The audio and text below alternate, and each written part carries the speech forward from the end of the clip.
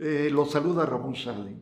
El día de hoy vamos a seguir platicando de ópera, como lo hemos hecho en anteriores capítulos, en anteriores cápsulas, pero hoy vamos a platicar de la música en la ópera donde no hay canto, donde no están los solistas, donde no está el coro, ¿no?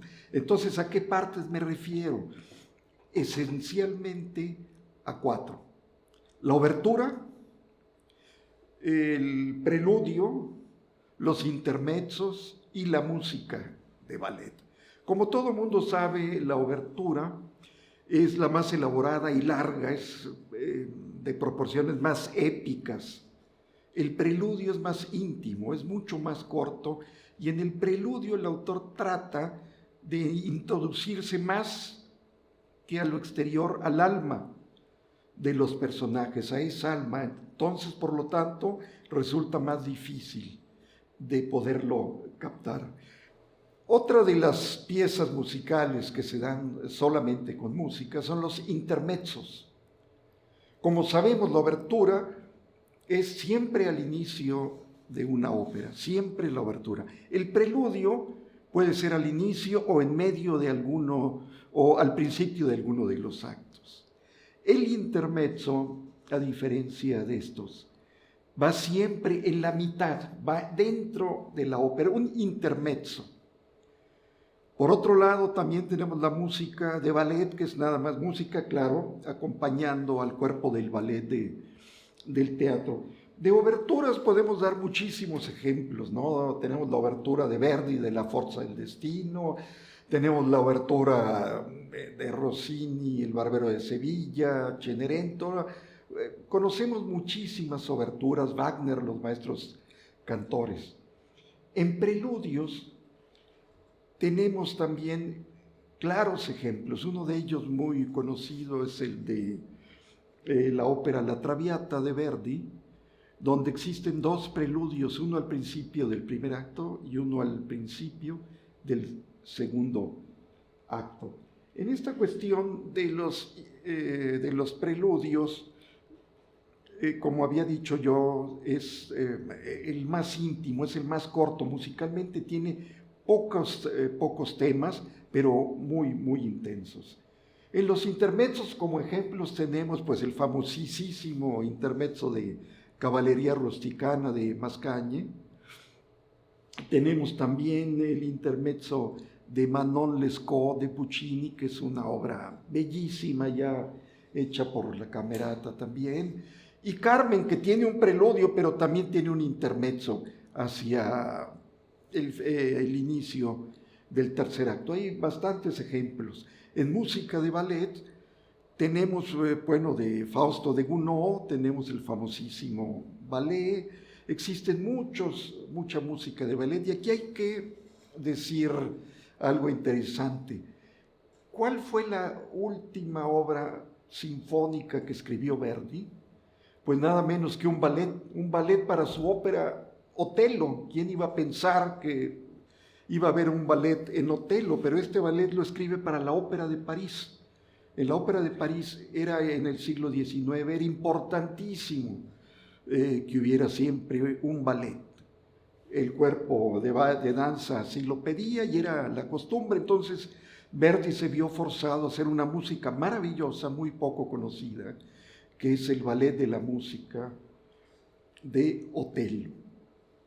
Quisiera yo hacer un ejemplo, o mostrarles a ustedes un ejemplo de preludio. El preludio muchas veces se puede llamar también introducción, cuando va al inicio de la obra, como es el caso de la ópera Romeo y Julieta de Gounod.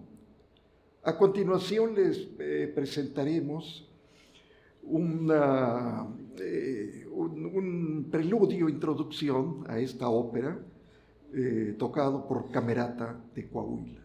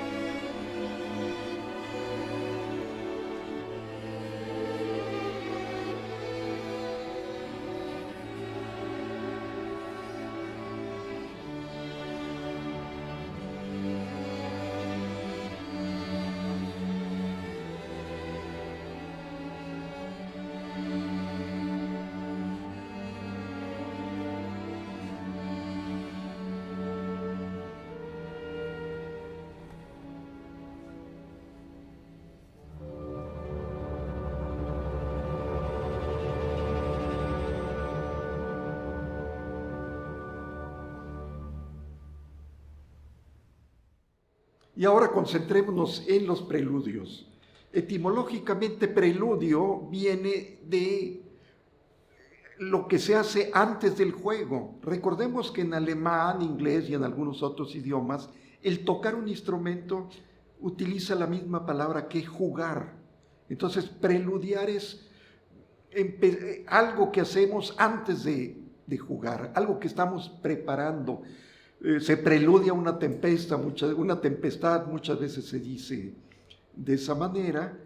Y bueno, ustedes me dirán, hay preludios desde hace muchísimos años, hay preludios que nada tienen que ver con la ópera, como en el caso de Juan Sebastián Bach, sus preludios y fugas, y muchos preludios solos, ¿no? Tenemos también los preludios de Chopin. Hay una obra sinfónica que se llama Los Preludios de Liszt, pero aquí significan otra cosa. En Bach es un poco el pianista que empieza a mover los dedos, generalmente es algo ágil antes de la fuga, que es una forma muy difícil tanto de ejecutar como de escuchar. En Chopin, estas pequeñas obras, que son pequeñas joyas, es el preludio a algo más grande que serán los estudios, sus conciertos y otras cosas. En Liszt se vuelve ya más siglo XIX, se vuelve más psicológico, es lo que antecede a la vida, lo que antecede a los acontecimientos. No, el preludio aquí, la obra se llama Los Preludios, se la recomiendo que la escuchen, de Liszt. Tiene otro significado completamente diferente. Pero vamos a ejemplificar el preludio con el preludio al primer acto de la ópera La Traviata de Giuseppe Verdi. Giuseppe Verdi, encontrándose en Francia en mediados de los años 50, le toca presenciar La Dama de las Camelias de Alexander Dumas. Queda entusiasmado y ve un material muy importante para producir una ópera. E inmediatamente se dirige a uno de sus grandes libretistas, Piave, Francesco Maria Piave, autor de muchos otros textos de óperas de Verdi, y le pide que haga algo que Verdi ha hecho muy poco, una ópera íntima, una ópera que trata del dolor del alma, el dolor del ser amado, del desdeñado, etc. Verdi siempre lo hemos visto en Nabucco, en Macbeth, con los personajes heroicos, pero esta es realmente una de las óperas más íntimas. ¿Y qué más íntimo para empezar, como decíamos al principio, que un preludio? Esta obra, en un principio, se llamó Amor y Muerte, título que fue desdeñado por la censura, que era muy enérgica en el siglo XIX. Amor y muerte, pues, son palabras terribles. Y prefirió cambiarle a La Traviata, ¿no? La traviesa, la perdida, la palabra que define a aquella cortesana, que es Violeta Valéry. El preludio se divide en dos partes. La primera habla, como su título primero lo dice, de la muerte. Pero no una muerte trágica, no una muerte triste, sino más bien una redención, en donde las cuerdas, como iremos próximamente, las cuerdas se iluminan en un coral maravilloso, que no es una tonalidad en modo menor, que no es una cuestión triste, trágica, digamos. Es la muerte que redime a Violeta de esa vida que ha llevado de cortesana, en donde conoce a Alfredo en un baile, se enamoran los dos, quedan prendados, pero para Violeta en un principio pues es nada más otra aventura. Para Alfredo no, para Alfredo le queda grabada muy, muy fuerte en su mente, en su corazón. Tanto que el padre tiene que intervenir porque, bueno, Alfredo era de una familia, lo que llamaríamos una familia bien francesa, del siglo XIX, que no estaba visto bien, que tuviera su amante, de que había una candidata para que se casara con él, y pues qué iba a decir la sociedad, etcétera. Entonces el padre, Giorgio Germón, habla con Violeta, la convence de que abandone a su hijo. Ella, ya viviendo con él y realmente enamorada, hace un sacrificio muy grande. Esta escena se escenifica en un dueto maravilloso. Es el dueto más largo entre el padre Germón, que es barítono, y Violeta, la soprano. Es el dueto más largo que nunca haya escrito Verdi. Recordemos también que en Rigoletto el dueto entre el padre y la hija, Rigoletto y Gilda, también es muy importante. Mucha gente ha dicho que el hecho de que Verdi en sí no pudiera haber realizado su sueño de ser padre por la muerte temprana de sus hijos, lo inclinaba a volcar ese amor en esos duetos entre la paternalidad y el hijo, ¿no? Entonces es muy interesante este dueto. Recordemos también que la Traviata forma parte de una trilogía que es la mitad del periodo creador de Verdi: Rigoletto, El Trovador y la Traviata. Esto es en medio de la carrera, están muy cercanas una de la otra. Volviendo al preludio, como dijimos, la muerte, pero la muerte como una redención, es la primera parte de este preludio. La segunda parte es el amor. En este momento toma Verdi una de las frases que canta Violeta, en donde dice: ámame, Alfredo, ámame. Y la embellece con un pequeño, no podemos decir contrapunto, adorno de los violines, como lo escucharemos. El tema Te ámame, Alfredo, lo tocan las violas y los chelos, la parte baja. Y es esa unión que hace maravilloso este preludio al primer acto de la ópera La Traviata de Giuseppe Verdi, que a continuación escucharemos. Y aprovecho para despedirme de esta charla con un saludo muy cariñoso de mi parte.